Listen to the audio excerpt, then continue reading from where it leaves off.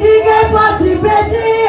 Quando Ele está na frente, todo mal tem que sair. É só pedir com fé. Se você está assistindo, Deus está contigo.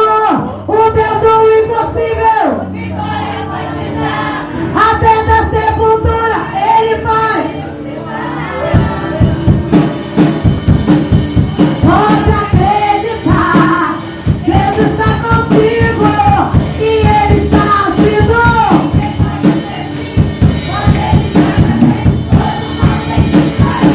É só pedir. Porque o Deus do impossível, até da sepultura.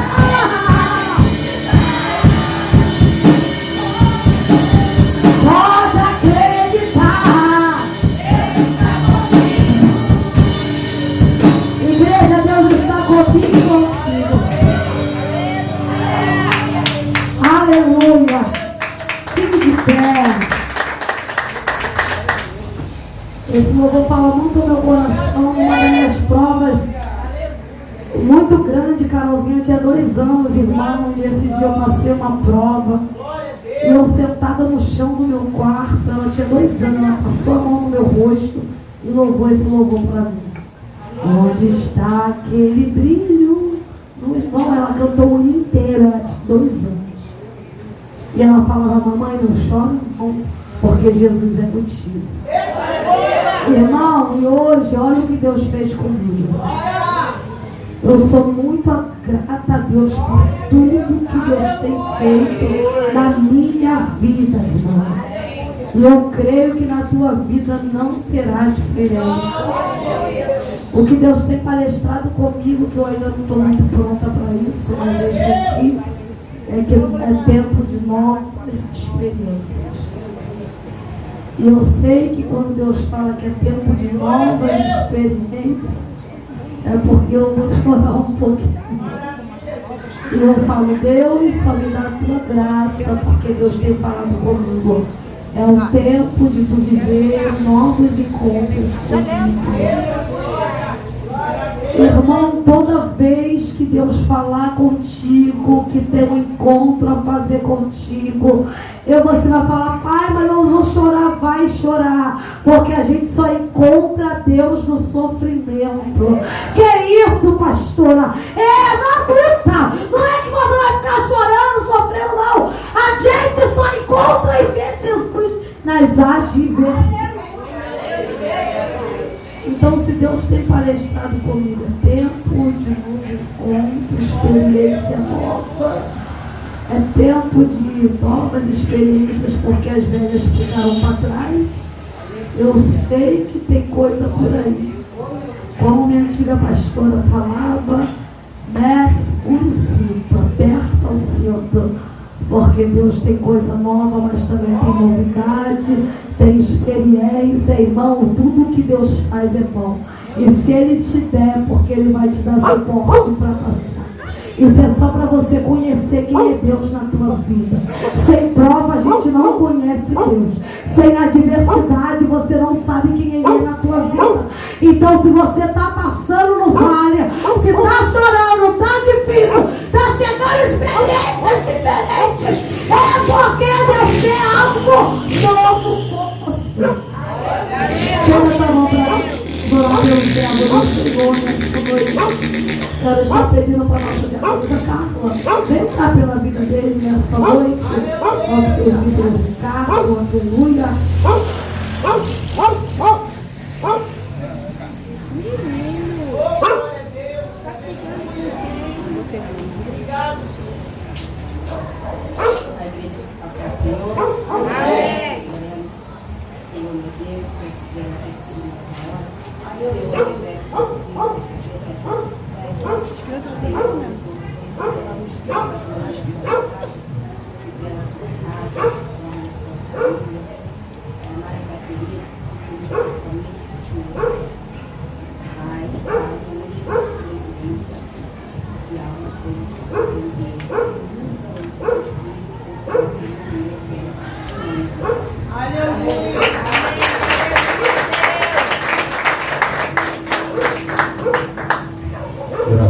Deus, eu quero cumprimentar os irmãos com a paz do Senhor Jesus. Amém, queridos. Glória a Deus. Uma alegria muito grande poder estar com os irmãos na noite desse dia. Glória seja ao nome do Senhor. Quantos estão alegres por estar na presença de Deus? Amém. Quantos venceram grandes guerras para poder estar aqui nessa noite? Glória a Deus! Depois de toda a grande guerra, sempre vem uma grande vitória. Amém? Quero louvar a Deus por essa noite estar com os irmãos aqui pela primeira vez. Agradecer a Deus porque Ele me permitiu ter chegado aqui neste lugar. Agradecer a Deus pela vida da missionária Rose, que nos fez o convite. Pela vida da pastora também, Monique, que confirmou também nós estarmos aí. Obrigado pelo carinho, obrigado pela confiança. E sem sombra de dúvida, querida, eu tenho algo da parte de Deus para a vida de vocês aqui neste lugar. Aleluia! Então, se você pode, abra sua Bíblia comigo, por favor, no livro de Atos dos Apóstolos, no capítulo de número 12. Glória a Deus.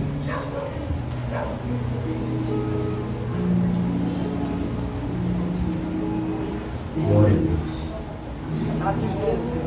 Atos dos Apóstolos, capítulo de número 12. Vamos fazer uma leitura um pouco extensa, mas você vai entender. Atos dos Apóstolos, capítulo 12. Até o versículo número 11. Quem encontrou, diga amém. Quem não encontrou, diga misericórdia. Atos 12 diz assim a palavra do Senhor. E por aquele mesmo tempo, o rei Herodes estendeu a mão sobre alguns da igreja para os maltratar. E matou a espada Tiago, irmão de João. E vendo que isso agradara aos judeus, continuou mandando prender também a Pedro. E era os dias dos pães sem fermento. E havendo prendido, encerrou na prisão, entregando ao quarto quarteto de soldados, para que os guardasse, que rendendo, aprendê-lo ao povo depois da Páscoa. Pedro, pois, estava guardado na prisão, mas a igreja fazia contínua oração por ele a Deus. E quando Herodes estava para o fazer comparecer, nessa mesma noite estava Pedro dormindo entre dois soldados, ligado com as suas mãos a cadeias, e os guarda diante da porta guardava a prisão. E eis que sobreveio o anjo do Senhor e resplandeceu uma luz na prisão. Então, tocando a Pedro na larga, o despertou, dizendo: levanta-te depressa. E caíram-lhes das mãos as cadeias. E disse-lhe o anjo: veste e ponte as tuas sandálias. E assim o fez. Disse-lhe mais: lança às costas a capa e segue-me. E saindo seguia, e não sabia que era real o que estava sendo feito pelo anjo, mas pensava que via alguma visão. E quando passaram a primeira e a segunda guarda, chegaram à porta de ferro que dá para a cidade, a qual lhe abriu por si mesma. Assim, tendo saído, percorreu uma rua, e logo o anjo se apartou dele. E Pedro, tornando a si, disse: agora sei que verdadeiramente que o Senhor enviou o seu anjo e me livrou da mão de Herodes. Amém? Pode se assentar em nome de Jesus. Glória a Deus. Queridos irmãos, a palavra do Senhor vai nos dizer, no livro de Atos dos Apóstolos, livro que quem escreveu foi o servo de Deus por nome Lucas, o mesmo Lucas que escreveu o quarto evangelho acerca da vida do Senhor Jesus. Lucas, antes de se converter, Lucas ele era médico. Em uma das viagens missionárias do apóstolo Paulo, Lucas ele vai ver a pregação e a maneira conforme Paulo pregava. E vai chamar a atenção de Lucas que o fato de Paulo ser apedrejado algumas vezes, ser açoitado, ser humilhado, não fazia com que ele parasse de pregar. Pelo contrário, ainda mais intensificava a vontade de Paulo de continuar pregando. Tanto é que um dos marcos pelo qual Lucas vai se converter é quando Paulo diz o seguinte: não adianta o meu corpo estar ferido se as almas estão clamando pela palavra de Deus. E é interessante, querido, que quando Deus ele chama Lucas, e Lucas vai escrever o livro de Atos dos Apóstolos, o momento exato em que a igreja do Senhor vai nascer, é no livro de Atos em que nós veremos a descida do Espírito Santo. Momentos antes em que o Espírito Santo viesse descer sobre a igreja, nós vamos ver no primeiro capítulo do livro de Atos que o próprio Senhor Jesus está dando os últimos ensinamentos para os seus apóstolos, e um momento antes de voltar novamente para o céu. É interessante que Jesus ordena para os seus discípulos, dizendo para eles: não saiam de Jerusalém, pelo contrário, permaneçam dela, porque é em Jerusalém que a promessa de Deus vai se cumprir na vida de vocês. Eu acredito, querido, que há um ponto de interrogação na mente do discípulo, porque neste momento Jerusalém estava inflamado em um grande ódio, não somente com Jesus, a qual eles acabaram de matar, mas também qualquer outro que viesse a falar sobre esse Jesus era tido como inimigo de Jerusalém e logo tentavam lhe matar. E logo em seguida nós aprendemos que se alguém está tentando matar uma outra pessoa, essa pessoa tem que fugir, porque aquele lugar é um perigo. Mas nós vemos o Senhor Jesus olhando para ele dizendo: vocês não vão fugir, vocês não vão sair daqui, porque é aqui que eu vou fazer um grande mover neste lugar. Vou eu mostrar que nada, nenhuma perseguição, nenhum levante, tanto humano como demônio, não tem poder para impedir o trabalho que eu tenho na vida de vocês. Eu não sei se vocês já estão começando a entender, mas Deus já está abrindo um leque para cada um de nós nessa noite, dizendo: aquilo que eu tenho para a sua vida, não tem nenhuma potestade maligna e nenhum homem que venha tentar impedir. O que eu tenho para a minha igreja vai se cumprir, ainda que tente impedir o agir da minha obra na vida de cada um de nós. Então Jesus ele volta para o céu. E a Bíblia diz que quando o discípulo volta para Jerusalém, eles vão continuar fazendo as suas reuniões escondido, porque eles sabiam que mesmo os judeus tendo matado Jesus, ele sabia que ainda tinha os seguidores de Jesus que permaneciam em Jerusalém, e muitos desses seguidores estavam com medo, estavam apavorados, tinham que se esconder por causa da ameaça dos judeus.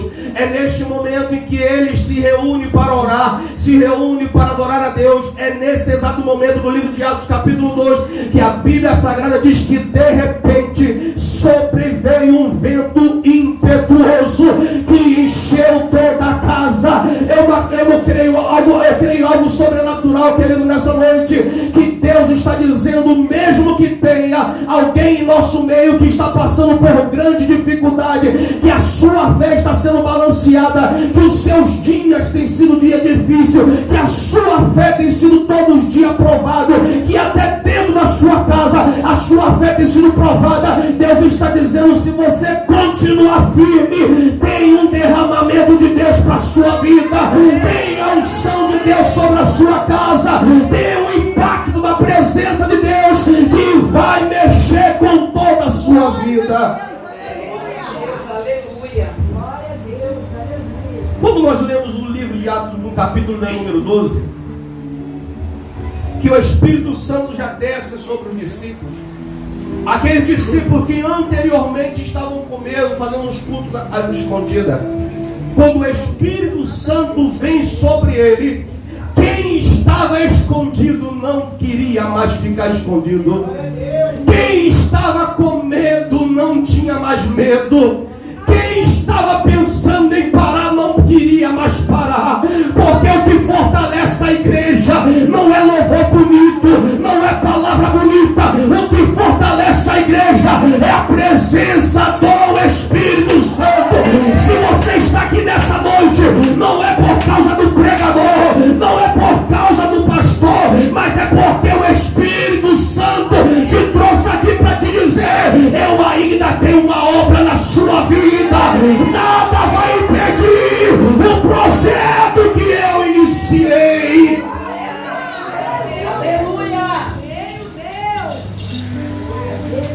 capítulo 12 que nós lemos, a Bíblia Sagrada vai dizer que os judeus inflamam um ódio tão grande contra os seguidores de Jesus, que ainda não foram reconhecidos como cristãos. A Bíblia diz que a perseguição se intensifica ao ponto de Herodes. Esse Herodes aqui não é o mesmo Herodes que mandou matar as crianças na época de Jesus. Esse aqui é filho do Herodes que mandou matar as crianças quando Jesus era pequeno. Esse Herodes aqui foi o mesmo que mandou matar o João Batista, degolar a sua cabeça. A Bíblia Sagrada diz que ele aprisiona Tiago, que era irmão de João. E ele é o primeiro mártir da igreja cristã. Ele tem a sua cabeça, ele tem o seu pescoço degolado. E Pedro é lançado na cadeia. E é interessante aqui que é a primeira vez que nós vamos ver uma prisão de uma grande proteção. Como é que se chama essas prisões aí que a pessoa não consegue sair por nada? É prisão máxima, né? Aqui na Bíblia nós vemos uma primeira prisão desse tipo. Olha o texto como é que diz. Que Pedro, além de estar dentro da prisão, ele estava preso por correntes nos seus braços, nas suas pernas. Tinha 2 soldados do seu lado, cada um de um lado. Tinha 2 prisões que ele pedia. Em cada prisão tinha 2 soldados, um quarteto de soldados. 4 soldados em cada parede. Como é que esse homem vai sair daqui? Como é que esse homem vai voltar a pregar a palavra de Deus? E Herodes dá uma ordem: ó, cuida dele, não deixa ele fugir. Como é que o homem vai fugir? Não tinha nada para se defender. E ele diz: ó, deixa ele guardado aí na prisão. Vamos deixar passar esse período agora da Páscoa, porque eles estavam na Páscoa. Acabando o último dia da Páscoa, ele entrava em uma semana, 7 dias só comendo pão sem fermento. Depois que passar esse período, aí eu levo Pedro diante dos judeus, porque os judeus já estão querendo matar ele mesmo. Vai fazer da mesma maneira que fizeram com o Jesus dele. Então deixa passar isso. Sabe o que Pedro vai fazer dentro da cadeia? Não vai murmurar, pastora Mônica. Porque o crente, quando ele está passando pela dificuldade, muitos deles já começam a murmurar, dizer: eu vou largar a fé, eu não aguento mais não, Jesus. E Pedro estava dentro da prisão. Sabe o que o texto diz? Que Pedro em nenhum momento vai murmurar contra Jesus, em nenhum momento ele vai reclamar de Jesus, mas ele vai lembrar de uma promessa. Aleluia. Que Jesus vai fazer no livro de João, no capítulo de número 21, a partir do versículo de número 8, que Jesus vai dizer para ele: olha, tu agora é moço, mas um dia tu vai chegar à velhice. E quando tu chegar à velhice, tu não vai conseguir andar com teus próprios pés não, porque outros vão ter que te carregar. Aí Pedro entende: então não vão poder fazer nada comigo, porque eu tenho uma promessa de chegar à velhice. E se eu tenho promessa, ainda que eu esteja preso, o Senhor vai me guardar de todos os meus inimigos. Eu não sei como é que se encontra a tua vida, se você está cercado de todos os lados, mas Deus está dizendo: se você ainda tem promessa, pode cercar o quanto quiser, mas o que tem promessa de Deus, Deus vai guardar aonde estiver.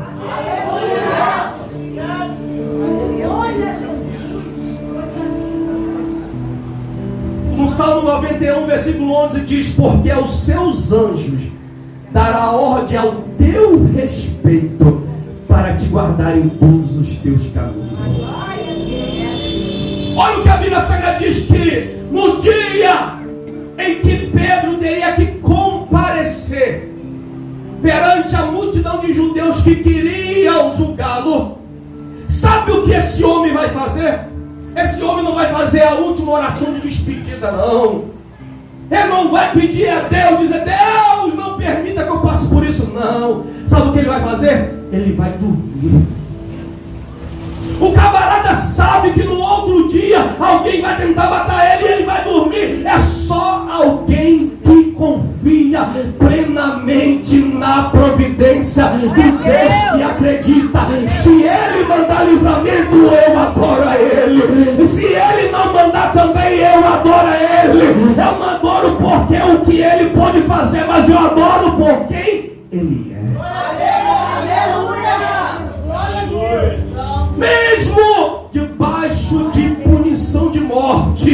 eu vou adorar. E a Bíblia Sagrada vai dizer que ele dorme durante aquela noite. E o texto diz que os soldados estão ao seu lado. Quando de repente, diga comigo, de repente. Diga comigo, de repente. Diga para o seu irmão que está ao teu lado, de repente. O agir de Deus na sua vida vai ser de repente. Aleluia! A Bíblia diz que ele estava tão tranquilo, eu não sei do que ele estava sonhando. Se ele estava sonhando, se ele estava no oásis, se ele estava acampando. Eu não sei qual era o sonho, mas só sei, irmão, que só pode dormir do jeito que aquele homem dormiu quem está em paz. Quem está confiante em Deus. Pode o temporal estar comendo aí solto, mas você está dizendo: eu sei em quem eu tenho crido, eu sei quem é que me chamou. Como o apóstolo Paulo, ele diz: eu aprendi a me contentar com ter e também com não ter, mas em todas as coisas eu posso naquele que me fortalece. Aquele que te chamou, ele é fiel para garantir a sua sobrevivência. Glória a Deus, aleluia. Aleluia. Glória. E o texto vai dizer que de repente aquela cadeia ali, que eu não sei se era igual na época lá no Nordeste, a gente que não tinha luz, por mais que eu pareça com carioca, mas não sou carioca, sou alagoano. Quando eu era pequenininho lá, a gente que não tinha luz, era da cidade mais interiorana, a gente era mantido por uma lamparina. Era uma lata com querosene e uma bucha para fora. Era assim que a gente era mantido. Eu não sei se a cadeia era iluminada daquela maneira. Só sei que, irmãos, que de repente no meio daquele breu todo, daquela escuridão, a cadeia ficou clara. A cadeia começou a ficar clara. Uma glória sobrenatural começou a tomar conta daquela cadeia. Porque Deus está dizendo: não importa onde você está, se você pedir socorro, eu sou o teu socorro bem presente na hora da angústia. Se você clamar a Deus, Ele responde, Ele mostra que está do teu lado.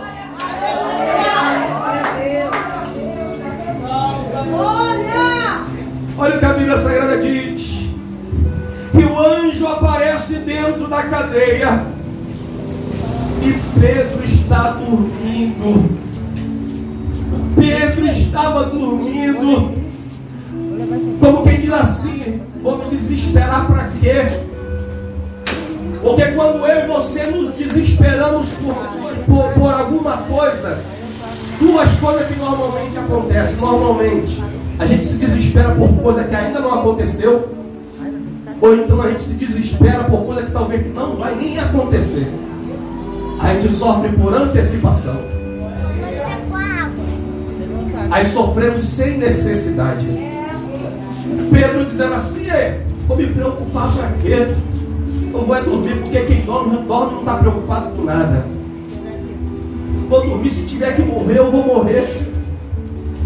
Se tiver que me matar, pronto, acabou, não tem problema. Mas se Ele quiser me livrar, eu sei que nada vai impedir. O anjo aparece dentro da cadeia. E eu imagino o anjo olhando para Pedro e dizendo: rapaz, o cara está dormindo. Não é possível. Como disse o senhor? Carlos, vem cá, por favor, me ajuda aqui, meu filho. Vamos imaginar que o irmão Carlos é o Pedro que está dormindo e eu sou o anjo. O anjo olha para Pedro dormindo e ele faz assim, ó, com a mão, ó. Toca aqui nele, aqui, ó. Toca no seu irmão assim. Você vai ver que normalmente ele sente uma cócega, né? Pode sentar lá, muito obrigado, tá, irmão? Dá um toque nele assim, toca assim. Tu vai ver que ele vai sentir uma cócega. E o anjo chega em Pedro e dá um catuque nele. Eu imagino Pedro tomando aquele susto assim. E quando ele vê aquele ser brilhando, a primeira coisa que acontece quando o anjo olha para Pedro e diz: ponte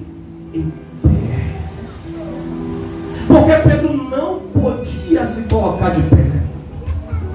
Porque as cadeias que lhe prendia só lhe permitia ficar sentado.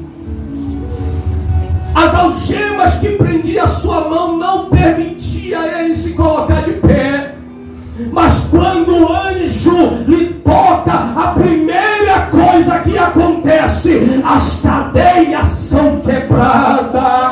Aleluia! Não sei se você está entendendo.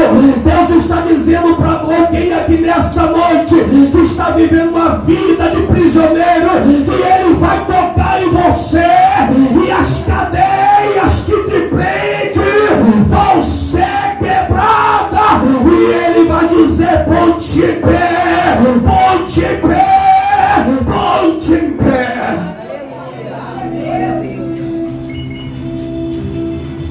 Sabe o que é interessante, querido? Que em nenhum momento eu vejo aqui, desde que Pedro tem as suas algemas quebradas, em nenhum momento eu vejo aqui a reação dos soldados que estavam tanto do lado de fora como daqueles que estavam do lado de Pedro. Sabe por causa de quê? Porque quando Deus ele resolve batalhar pela nossa vida, 1000 cairão ao teu lado, 10.000 à tua direita, mas tu não vai ser atingido. Olha o que a Bíblia Sagrada diz em Salmos capítulo 34, versículo 7. O anjo do Senhor acampa ao redor dos que o temem e os livra. O anjo estava do lado de Pedro, e quem estava do seu lado, à direita, à esquerda, fazendo a sua segurança, são petrificados, não consegue enxergar nada, não consegue ver nada, porque assim que o nosso Deus ele faz, quando ele entra para batalhar na vida do crente, quem está do lado tentando fazer o mal, quem está do outro lado tentando paralisar a vida do crente, Deus ele paralisa para que você saia de dentro da prisão.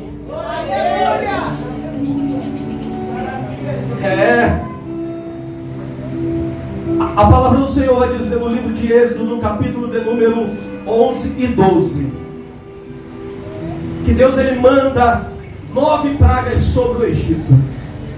Quando chega a última praga, a praga de número 10, Deus diz assim: ó, prepara o povo e coloca nos umbrais da porta de todo mundo que é crente o sangue do Cordeiro, porque essa vai ser o que vai diferenciar quem é e quem não é. Quem vive de aparência, o sangue não vai ter efeito, porque só tem efeito na presença, na vida de quem é crente de verdade. E a Bíblia diz que quando o anjo veio descendo sobre a terra do Egito, quem era crente de verdade foi poupado, mas quem não era, aleluia, Deus está dizendo: quem tem a marca do sangue e quem vive na retidão, o anjo do Senhor vai trazer livramento, o anjo do Senhor vai trazer vida para a sua casa.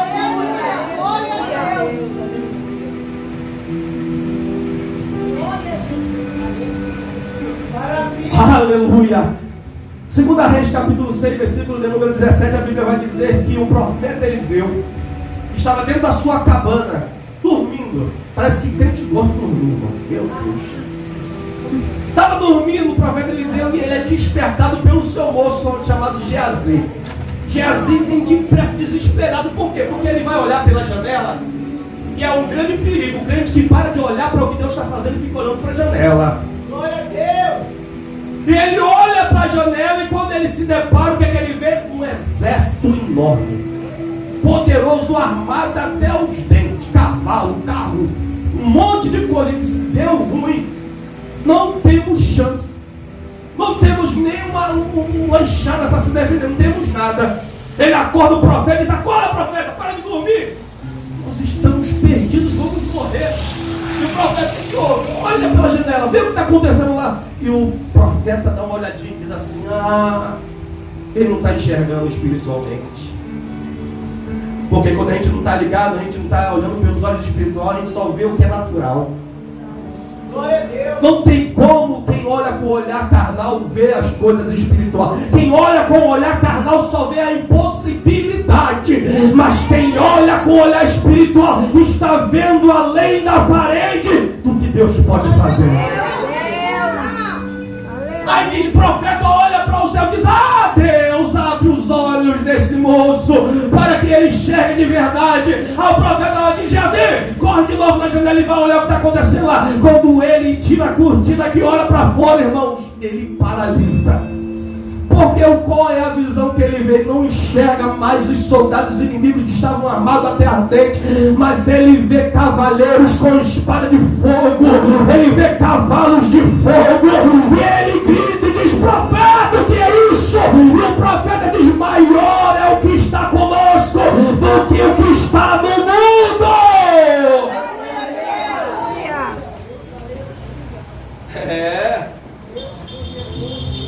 O anjo olha para Pedro e diz: Pedro, depressa. O anjo estava mais apressado do que Pedro. Pedro ainda estava sonolento, entendendo o que estava acontecendo. Na cabeça de Pedro aquilo era apenas uma visão. Ele continua preso com as bolas de ferro prendendo seus pés, suas mãos. Continuava na mesma situação. Mas o anjo disse: corre, Pedro, corre depressa. Pega a tua sandália, coloca nos pés. Pedro estava tão à vontade, irmão, que nem sandália, nem nada. Estava como se estivesse no spa, tranquilão. Ele pega, provavelmente pelo texto, quando o anjo pede para que ele coloque a sua capa, provavelmente deve ser num período em que estava bem frio naquela região. Israel é bem frio, há períodos bem gelados, que neva e tudo. Coloca a tua capa. Olha como Deus está preocupado com o povo dele. Coloca a tua capa. E o que o texto diz? Que havia 2 cadeias com quarteto de anjo. Era humanamente impossível Pedro sair daquela cadeia. Só que algo que eu aprendo aqui muito tremendo, e você vai dar glória a Deus por isso, que o anjo, ele não entrou de fora para dentro. O anjo, ele estava dentro e abriu as portas de dentro. Aleluia! Deus está dizendo para alguém aqui nessa noite: não se preocupe com as portas que foram fechadas de fora para dentro, porque eu sou aquele que abre a porta de dentro para fora.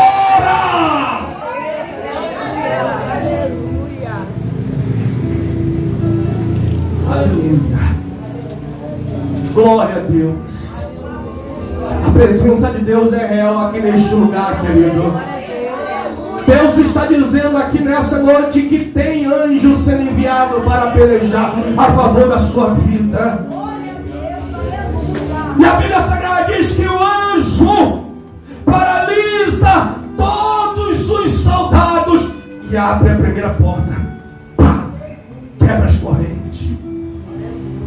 E Pedro vai andando. Quando chega a segunda porta, quebra novamente as correntes. Com espada, presbítero, com chave não. Porque quando Deus quer, não precisa de chave. Glória a Deus, maravilha. Coisa linda, Jesus. Ele entra pelo gelo, sai de dentro do vulcão, desce no despenhadeiro, sem levar nenhum arranhão. Passeia no meio das nuvens, toca no fundo do mar. Lembra de um tempo atrás aí, querido, que alguns homens entrou dentro de um mini submarino e se voou lá nas profundezas, a mais de 3 quilômetros de profundeza. O que aconteceu? Morreram.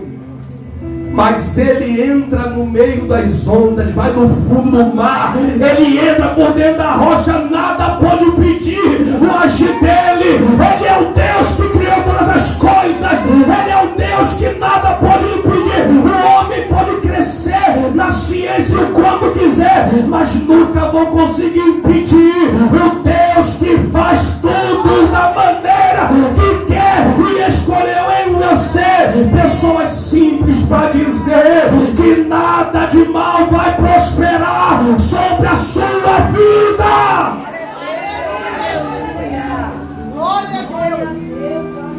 Aleluia! Glória a Deus. A Bíblia Sagrada diz, querido, no livro de Daniel, no capítulo de número 3, olha a história que vai dizer. O rei Nabucodonosor vai colocar uma estátua e vai ordenar que todo mundo se prostrasse naquela estátua. Tem que adorar. Quem não adorar, quando os instrumentos forem tocados, vai ser jogado dentro da fornalha. Aí convocaram a todo Israel, que era um cativo da Babilônia, que tinha uma cultura de adorar somente um Deus. Trouxeram todos eles, e muitos em Israel já tinham se apoderado de posses, e até mulheres da Babilônia estavam muito confortáveis. E quando as pessoas estão confortáveis com o ambiente, elas são muito fáceis de serem manipuladas. Mas ainda tem crente fiel no meio dessa bagunça.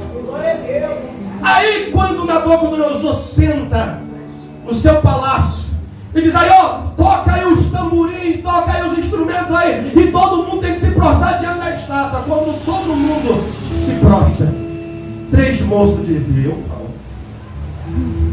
Tu vai, Sadraque? Não. Tu vai, Mesaque? E tu, Abidnego? Também não. Tá preparado para ir para dentro do fogo? Estou preparado.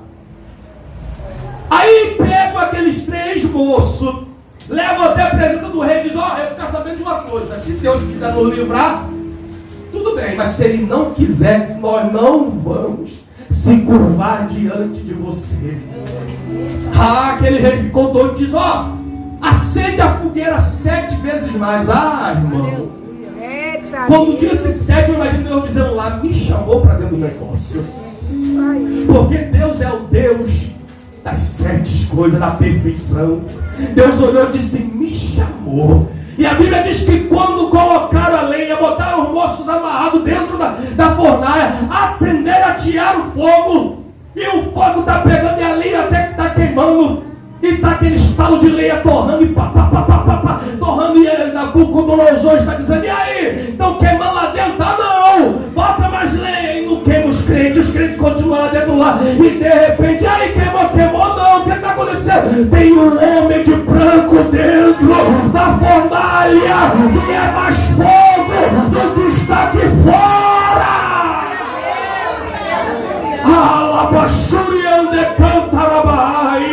Deus está dizendo para você nessa noite, não importa o fogo que estão tentando acabar com a tua vida, mas Deus está dizendo, o anjo dele está entrando no fogo contigo e vai te livrar e vai te dar o livramento.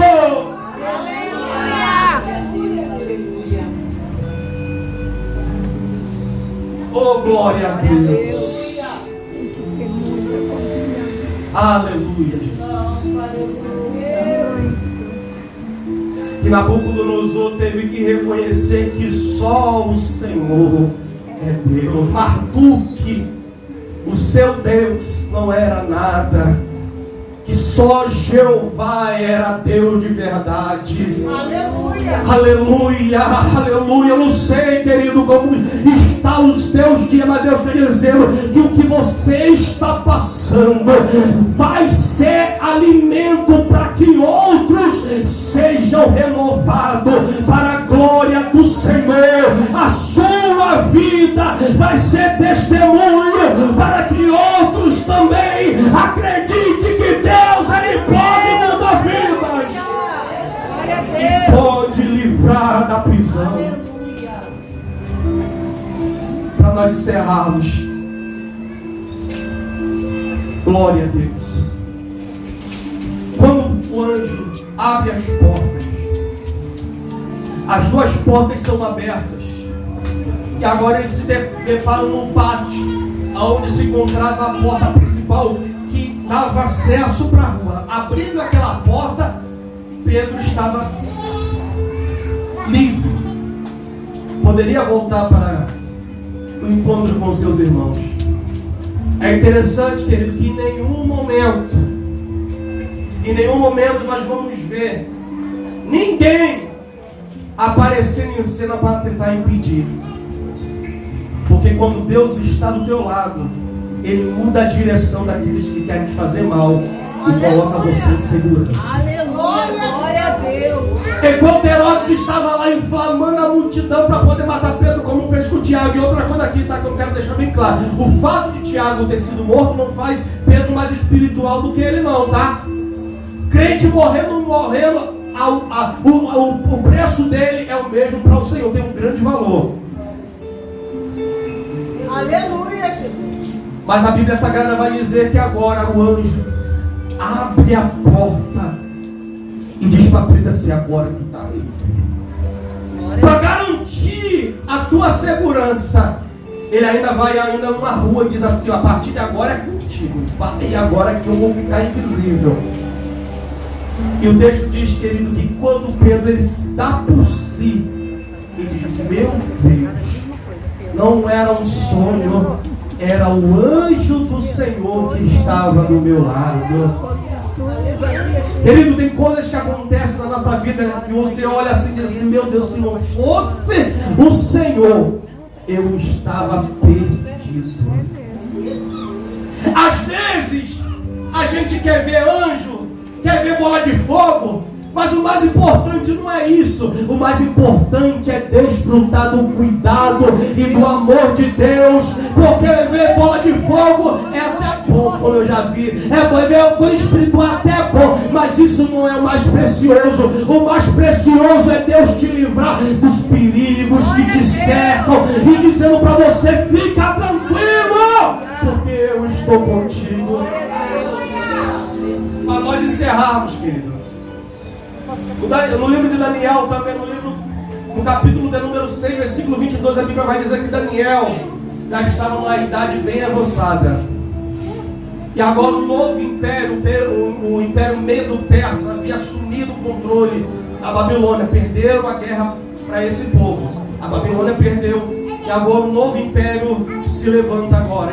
E Daniel continuava ainda lá. Mas Daniel já era bem idoso, já era bem velho. E levantaram uma conspiração contra Daniel. Os invejosos, aqueles que não se contentam com o sucesso dos outros, levantaram uma conspiração contra Daniel. Chegaram para o rei e disseram para ele: olha, rei, fica sabendo de uma coisa, que Daniel ele faz orações de manhã, de tarde, de noite e de manhã. Todo dia. Isso está incomodando. Isso está incomodando. Levanta um decreto aí, para que ninguém venha orar nada a não ser ao Senhor, que é o nosso rei. E aquele decreto o rei foi e colocou. Mas eles sabiam que Daniel não ia deixar de ter intimidade com o seu Deus. Eles sabiam que Daniel não iria cumprir aquele voto. Porque uma coisa que eu quero dizer para você é que nós temos que respeitar as leis, mas leis que vão contra a nossa fé, você não é obrigado a cumprir. E Daniel, ele não descumpre uma lei, mas ele só diz: eu não vou cumprir uma lei que é contra a minha fé. E o que acontece? Daniel é pego orando, de boca no pé, ajoelhando. Ele ajoelhava na sua janela, que ele conseguia enxergar de longe lá Jerusalém. E o texto sagrado diz que Daniel, ele agora é colocado dentro da cova dos leões. Leões que ficavam dias sem se alimentar. Leões desesperados por comida. E alguém diz assim: acabou Daniel, já era Daniel, não tem mais chance. E o rei preocupado, porque o rei tinha um grande carinho por Daniel, porque antes dele o seu pai, que também foi rei, também gostava de Daniel. Então ele tinha um respeito por Daniel, mas ele não podia descumprir aquela lei que ele mesmo havia decretado. E o rei ficou apavorado, desesperado, não dormiu aquela noite toda, sabendo que Daniel estava dentro da cova. Quando foi bem cedinho, ele pegou os seus soldados, correu da boca da cova e gritou bem forte: Daniel, o teu Deus pode te livrar. E Daniel olhou para cima e disse: escuta tu, rei, o meu Senhor flechou a boca do leão e me livrou. Glória a Deus, aleluia. Vale a pena ser fiel. Amém. É verdade. Vale a pena ser fiel. A vida do cristão muitas das vezes não é tudo que a gente gostaria de ter, mas vale a pena ser fiel. Quem é milagre para contar aqui que ele disse: meu Deus, aquele foi o anjo do Senhor me guardando. Eu e você só estamos aqui porque as fortes mãos de Deus estão sobre nós. Pedro sabia o que Deus tinha para ele, e ele não trupicou, não voltou atrás e disse: eu vou, mesmo que tiver que morrer, eu vou, mas eu sei que Deus tem algo para mim e isso não vai ser impedido. Você não pode perder a sua fé e a sua esperança em Deus por causa de coisas muito inferiores. Eu não posso querer largar a minha fé porque as minhas vontades não foram satisfeitas. Eu não posso largar a fé por causa que meu marido, a minha esposa não vem para a igreja comigo. Eu não posso largar a minha fé por causa se alguém está me perseguindo, até mesmo dentro da igreja. Não tem importância, continua fiel, porque a Bíblia diz que se for fiel a Ele, Ele permanece fiel. Glória a Deus, aleluia. Se nós fôssemos nos basear nossa fé, nossa permanência por causas das outras pessoas, nós estávamos completamente perdidos. Hoje em dia a gente ouve tantas igrejas se fechando a porta, um monte de coisa acontecendo. Mas quem não pode se afastar de Deus sou eu. Quem não pode desviar, tem muita gente que fala assim: não, pastor fulano ali se desviou, fulano foi para fora, eu também vou. A minha salvação é individual. O que os outros fazem não me importa. Eu vou permanecer fiel a Deus. Aleluia. Porque quando Ele vier, sou eu que vou ter que dar conta da minha vida.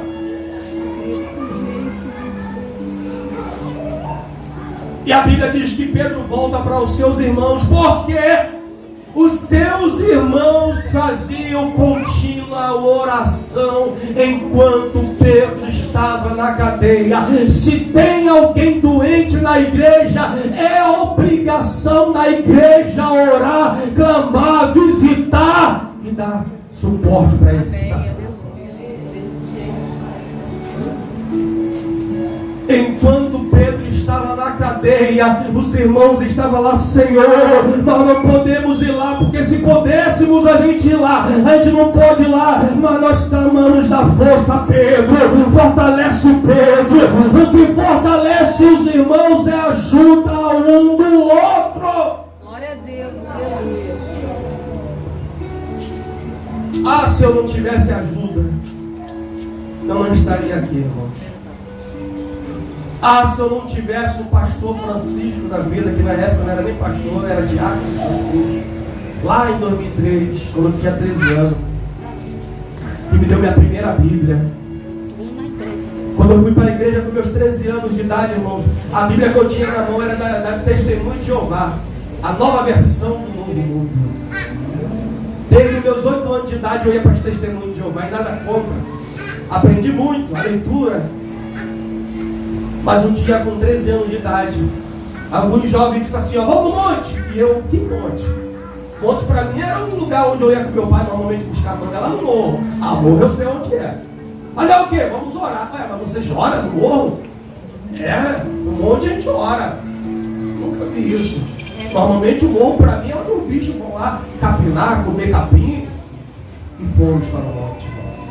Naquele dia, o Senhor me selou com o seu Espírito Santo. Depois daquele dia, querido, eu ia para a igreja. Eu lembro que eu ia para a igreja com aquela biblinha. Aí um certo dia o irmão falou: essa Bíblia aí tua não presta não, toma essa daqui. É uma Bíblia sagrada, mas sem capa e toda amassada. Mas mesmo assim eu ia com ela. Aí um certo dia esse diácono Francisco disse assim: ó, eu vou te dar uma Bíblia. Eu falei: eita, meu Deus, que maravilha. Eu não podia ver o irmão Francisco, que eu falava: chegou minha Bíblia. E não chegava, eu ansioso pelaquela Bíblia. Até o dia que ele chegou, estava tendo um culto na casa dele. Ele chegou no trabalho, ele me chamou aqui: vem cá, eu já tinha até esquecido, irmão, tanto tempo esperando. Aí ele chegou e disse assim: ó, E a sacolinha assim, desse com a Bíblia, quando eu abri assim, aquela Bíblia bonita, escrita Bíblia Sagrada. Tem até hoje ela lá em casa. Do zip, lembra aquela do zipinho preto, com harpa? Aquela dali, irmão. Aquela palavra, aquela Bíblia, aquele incentivo me fez chegar até hoje aqui. Então todos nós precisamos de pessoas para nos incentivar a continuar. Ninguém chega sozinho. É tão bom quando você está do lado de alguém que você pode dizer, irmão, caramba, tô ruim. Às vezes Deus não vai mandar anjo realmente espiritual, mas Deus vai levantar pessoas que serão anjo na sua vida para te ajudar.